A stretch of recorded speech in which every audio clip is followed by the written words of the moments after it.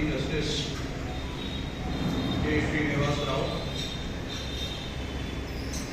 Kamareddy Principal District Judge Dr. Vara Prasad, Principal District Judge Nizamabad Sunita, Dr. Mohammad Shamim, former District Judge, जो मध्य प्रदेश में खासतौर पे इंदौर में mediation की सफलता के लिए जितना श्रेय मैं उनको देना चाहूँगा कि वो अपने रिटायरमेंट के बाद का पूरा वक्त समाज की बेहतरी के लिए इस्तेमाल कर रहे हैं और सभी कम्युनिटीज़ के बीच में जाके उनके मीडिएशन सेंटर्स को गाइड करते हैं और उनकी सफलता को सुनिश्चित करते हैं।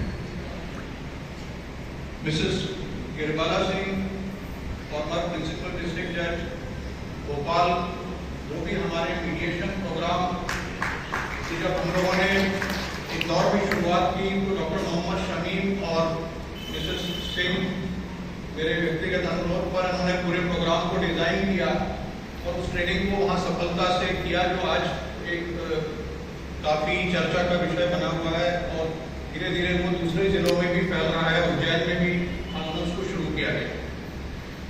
मैं दोनों का Telangana state legal services authority और अपनी ओर से खासतौर पे आभारी हूँ कि वो इतनी जहमत लेकर इतनी दूर से आप सबसे मुखातिब होने के लिए आए। सभागार में मौजूद member secretary Shri Panchakshari, district legal services authority के अधिकारी कर्मचारीगण, सामान्य न्यायाधीशगण, एडवोकेट्स और विभिन्न समाज के मुख्तलिफ इलाकों से आए हुए, बहुत मुखालिफ मौसम में बारिश के आपकी इतनी बड़ी तादाद में मौजूदगी, जिन्होंने इतनी बड़ी लंबी लंबी दूरियां 3 दिनों में की हैं, वो आपके जज्बे को बताता है कि आप समाज को कुछ देना चाहते हैं, समाज की बिगड़ी हुई हालत को लेकर तकलीफ में है, चिंतित है, उसको सुधारना चाहते हैं। जितने कम समय में इन दोनों जिलों में लोग इसके लिए तैयार हुए, उसमें जिला प्रशासन का भी अद्भुत योगदान रहा। मैं तेलंगाना लीगल सर्विसेज अथॉरिटी की ओर से जिला प्रशासन का भी आभारी हूँ कि उन्होंने इसमें बहुत रुचि ली। मैं जब इस कार्यक्रम में आने की तैयारी कर रहा था तो मेरे सेक्रेटरी ने मुझसे कहा कि सर आप बाहर जा रहे हैं, ये थोड़ा वायरल का मौसम चल रहा है इस समय यहाँ पर, और इस समय बैक्टीरिया, वायरल और ये सब बीमारियाँ बहुत तेजी से बढ़ती हैं और बहुत तेजी से फैलती हैं। मैं उसको यहाँ से जाने के बाद उनको ये बताने वाला हूँ कि बुराइयाँ ही बहुत तेजी से नहीं फैलती, अच्छाइयाँ भी बहुत तेजी से। 27 जुलाई को आज 1 महीना भी नहीं हुआ जब मैं कामारेड्डी में आपसे मुखातिब हुआ था मेरे ब्रदर जस्टिस श्रीनिवास राव जी के साथ, और आज 1 महीने के भीतर इन दोनों जिलों में हम इसको प्रशिक्षण के रूप में अमली जामा पहनाने में सफल हुए। एक बहुत बड़ी बात है। इसके लिए मैं आयोजकों का आभारी हूँ और उनका धन्यवाद करता हूँ। जो हमारी सबकी केंद्रीय चिंता का विषय है वो विषय ये है कि समाज में आ रहे इन मसलों को कैसे सुधारा जाए। मसले कब सुधारे जा सकते हैं, संभाले जा सकते हैं, जब हमें ये पता हो कि उस मसले की जड़ क्या है, उसका कारण क्या है। और इन 2-3 दिनों की ट्रेनिंग में आपको हमारे बहुत ही तजुर्बेकार रिसोर्स पर्सन ने ये बताया कि इनकी जड़ क्या है। अभी डॉक्टर शमीम ने जरूर आपसे साझा किया होगा अपना अनुभव कि इंदौर में और पूरे तेलंगाना में भी, पूरे देश में एक नई समस्या से उठा रही है। वो आ रही है बुजुर्ग माता पिता और बच्चों के बीच के विवाद। एक सीनियर सिटीजन एक्ट आया, उससे उपजने वाला लिटिगेशन भी पैदा होता है कि बच्चे जो है वो माँ बाप का ध्यान नहीं रखते। पति पत्नी के बीच में डिस्प्यूट बड़े शहरों में तो लगभग मल्टीप्लाई हो रहा है, हैदराबाद में, बेंगलुरु में। तो ऐसा कभी कभी लगता है कि हमारा मैट्रिमोनियल इंस्टीट्यूशन चल रहा रेड्डी का मैं अनुभव दोहराव की कीमत पर शेयर करना चाहूंगा कि वहां उपस्थित करीब 100 समाज के प्रतिनिधियों से मैंने ये गुजारिश की कि आप में से वो लोग जिनके परिवार में, जिनके जान पहचान में, परिचित में कोई मैट्रिमोनियल डिस्प्यूट नहीं चल रहा, वो कृपया अपने हाथ उठाएं।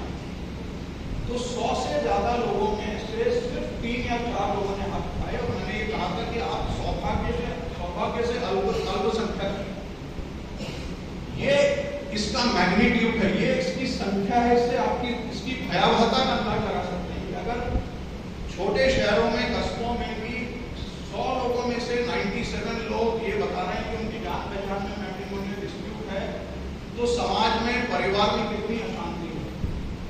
और उस अशांति की कीमत जो बुजुर्ग माता पिता हैं, जो ये सोचते हैं कि अब बेटे की शादी कर ली, अब हमको इत्मीनान से रहने का वक्त आ गया, उनको चुकानी पड़ती है।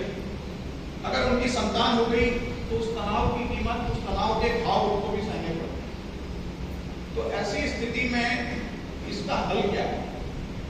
क्या ये समस्या जो पिछले 2 दिन शमीन साहब और मैडम आपसे मुखातिब हुई है, क्या इसकी समस्या कानूनी है? क्या इसका कारण कानूनी है?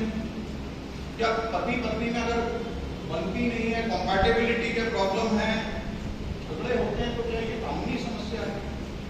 ये एक सोशियोलॉजिकल, साइकोलॉजिकल समस्या है। ये समाज के भीतर मूल्य व्यवस्था के अवमूल्यन के कारण होने वाली समस्या के कारण है। इसके बहुत सारे दूसरे सोशियो साइकोलॉजिकल डायमेंशंस हैं। तो जब इसका कारण कानूनी नहीं है तो इसका हल भी कानून, ये लॉ एंड ऑर्डर की प्रॉब्लम नहीं है। और इसलिए समाज को इसमें जागना पड़ेगा और समाज को इन समस्याओं को हल करने के लिए कोई प्लेटफॉर्म उपलब्ध कराना। तो इस सोच के साथ ये कम्युनिटी मीडिएशन शुरू हुआ था। और आमतौर पर जो झगड़े होते हैं पति पत्नी में, वो नासमझी की वजह से होते हैं, अहम के टकराव की वजह से होते हैं, और वो झगड़े बाद में कई बार बहुत बुरा स्वरूप ले लेते हैं। मैं अपना एक हाल का तजर्बा आपके साथ शेयर करना चाहता हूँ। नेशनल लोक अदालत के दिन तेलंगाना लीगल सर्विसेज अथॉरिटी की तरफ से मैं हमारे मेंबर सेक्रेटरी साहब के साथ रंगारेड्डी जिले में गया लोक अदालत चलने के दौरान। तो लोक अदालत का अपना एक ट्रेडिशन है कि जब वो किसी पति पत्नी को वापस मिलवा देते हैं समझा के, तो उनका फिर से वरमाला उनकी कराई जाती है, फिर से माला बदल कराई जाती है, अच्छा संदेश देने के। तो जो जोड़ा मेरे सामने था वो लगभग 53-55 साल की, 55 इयर्स की उम्र का जोड़ा था, जिनका मैट्रिमोनियल डाइवोर्स का डिस्प्यूट चल रहा था। तो मैंने उनको फिर से एक होने के लिए बधाई दी। तो उन्होंने कहा कि साहब हमें 2 मिनट एक बात करने की इजाजत दीजिए। और उन्होंने ये कहा कि साहब हम लोगों की पति पत्नी में थोड़ी नोक तो होती ही है, हमारी भी होती थी। एक दिन किसी बात पर कुछ बात ज्यादा बिगड़ गई और इसमें हमारी पत्नी ने, कोई हमारे रिश्तेदार थे एडवोकेट, उनसे सलाह ली और उन्होंने एक पिटीशन बनाई। उन्होंने बिना मैंने देखे मेरी वाइफ ने उस पर साइन कर दिए। जब वो पिटीशन फाइल हो गई डाइवोर्स की और उसका नोटिस मुझे मिला, तो उसमें ये आक्षेप भी मुझ पर लगाया गया कि मेरे किसी और से इलीगल रिलेशंस हैं, मैट्रिमोनियल एडल्ट्री के एलिगेशन भी मुझ पर लगाए गए। तो मैं नाराज हो गया। मैंने भी अपने वकील को बताया, तो उसने भी कुछ बातें लिख दी। बात बिगड़ गई और 2-3 साल बाद हम लोगों की समझ में आया कि इस पूरी मामले में जब किसी का नुकसान हो रहा है तो हम दोनों का ही हो रहा है, बाकी सब फायदे में। तो हम लोगों ने अब तय किया है कि अब हम साथ में रहेंगे और हम ये आज मामला निपटा रहे हैं। मैं आपको सिर्फ कहना ये चाहता हूँ कि जो कॉम्पैटिबिलिटी के इशू, कोई बुजुर्ग हो, हमारे समाज में एक बहुत पुराना अनुभव रहा है। महात्मा गांधी जब साउथ अफ्रीका गए तो उन्होंने मीडिएशन होना शुरू किया।